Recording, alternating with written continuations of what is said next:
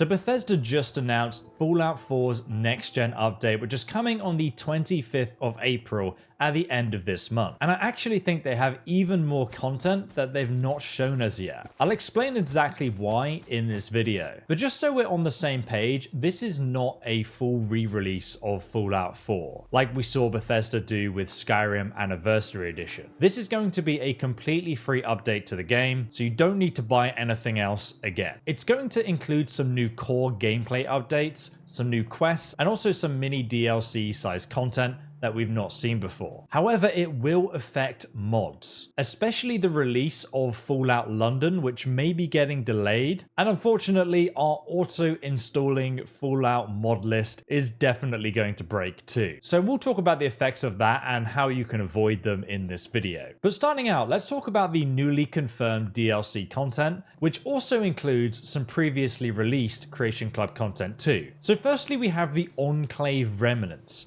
This actually brings the Enclave faction into Fallout 4 and integrates it within the storyline in a new quest called Echoes of the Past. Now, the quest itself is completely new. You're actually going to be stopping the Enclave regaining a foothold in the Commonwealth. And as you'd expect, during this quest, you're going to be able to obtain new weapons and armor, most of which were already released on the Creation Club. So firstly, we have the new items that are going to be part of this quest, which is the Enclave Colonel Uniform, and also new workshop items too. In addition to this, it's going to include the previously released Enclave Creation Club content. So that's the Enclave weapon skins, the Enclave armor skins, the Tesla cannon weapon, the Hellfire power armor, the XO2 power armor, and the Heavy Incinerator. Now, these are kind of Enclave-styled reskins of other weapons, but it still looks pretty awesome. And having a quest that integrates this content naturally into the world is definitely a plus in my books. The screenshot of this mod also shows some kind of Enclave outpost, which may feature some of those workshop items that have been added into the game, like the flag, for example. The quest itself is actually going to add a story to go along with how you find all these armor pieces and weapons. But just to manage your expectations, our previous experience of these Creation Club content quests usually come in the form of you're kind of like finding some notes or following a trail of dead bodies to find this content, which isn't necessarily a bad thing, but it's not just like a fully voice acted quest line. It's quite a small addition to the game.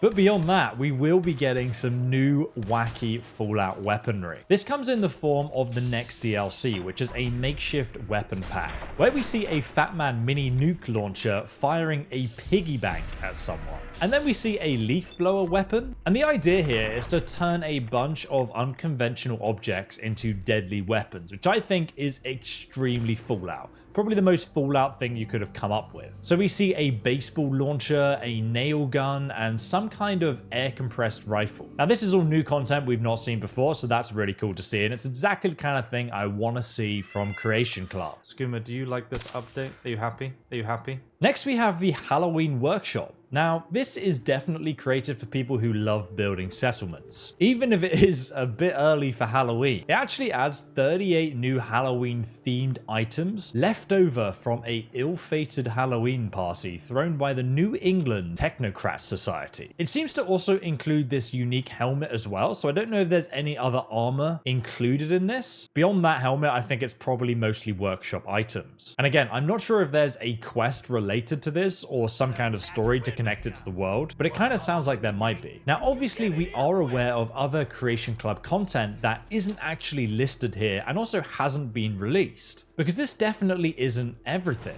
And we actually had a very similar thing happen with Skyrim Anniversary Edition, where there was lots of unreleased content that just never came out, but we knew about it from previous leaks. But it then ended up being added several months later as part of the Creations update. Now, Creations is Bethesda's new system where mod authors can sign up to create official Creation Club creations. It's basically paid mods, but those creators of those mods actually get a share of the revenue instead of just being paid a one-off fee. This allows mod creators to actually potentially make a living working on content for Fallout 4 or Skyrim. And some of the mods released for Skyrim included fully voice-acted followers, new quest lines, new voice-acted quest lines, completely new game-changing mechanics that were added to the game, adding in like a courier system, or even owning some of the mines in Skyrim that you'd previously explored, and then making a business empire from them, or even adding new world spaces to explore.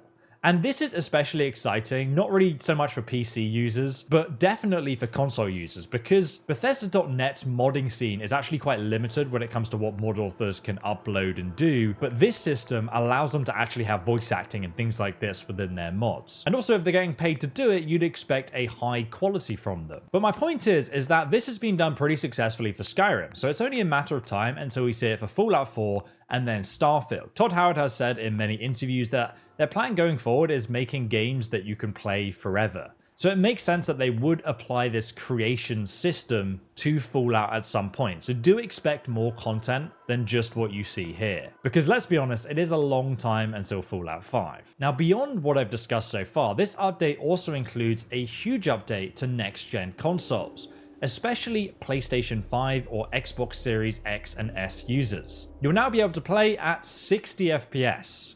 In fact, it actually says you'll be playing up to 60 FPS. Now, obviously on Xbox, you could kind of already do that, but hopefully this new system is a lot more consistent than what you're experiencing right now. You're going to have two new options, either performance mode, which runs at 60 FPS ideally, or quality mode, which is going to run at higher resolutions. And it says newer higher resolutions, so hopefully 4K at least. Obviously, if you're on PC, you've probably been playing at 60 FPS since launch. Old gen consoles like the PlayStation 4 and Xbox One, though, will get stability improvements, quest fixes, and even login fixes for those of you who can't access Bethesda.net, where the console mods are. And finally, PC users, we're finally going to get widescreen and ultra widescreen support. And there will be some fixes to the Creation Club kit as well, which is good news for modders because there's a lot of issues with that kit that cause crashes and issues when they're trying to make mods for us to play. So this is great news. There'll also be some quest updates too, and I assume by that they mean fixes. And I know some players are experiencing crashes and have been since launch in the Boston area of Fallout, so hopefully it solves issues like this. Also, Fallout 4 will now be on Steam Deck and it's verified, which means it's officially tested and approved as being one of the best games you can play on the Steam Deck and having a smooth performance. But now obviously I need to address the elephant in the room because unfortunately this next gen update will break many of the mods that rely on Fallout 4's script extender.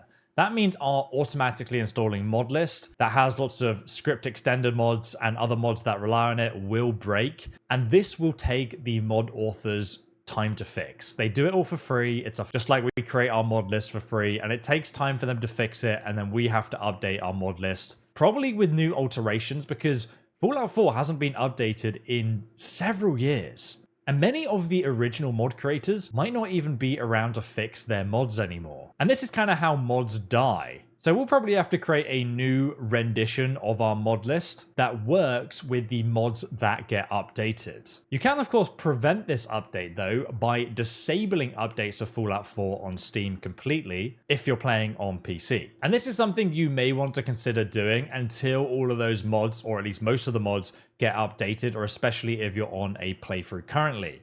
But now also I need to mention Fallout London. This is the it's not even a DLC size mod, it is the size of a game. I interviewed the guys behind this project and they were originally releasing it on the 23rd of April, just 2 days before the next gen update, which was only announced yesterday. So they had no idea this was coming, and it's put them in a situation where if they release it, it will work for a couple of days, but then break as soon as Bethesda updates the game, leaving them in a desperate situation to try and fix everything. Now, I'm assuming this means they'll delay the Fallout London mod, but they will be making an official announcement on the weekend. So I'll try and update the comments with I'll probably make a community post about it as well. So make sure you subscribe for that. Also, if you guys are wondering what this game is behind my head, it's actually a new Fallout game based in Australia, or it's like Fallout-like. And the dialogue options are just unhinged. So if you want to check out that game, I'll leave my video on it just over here.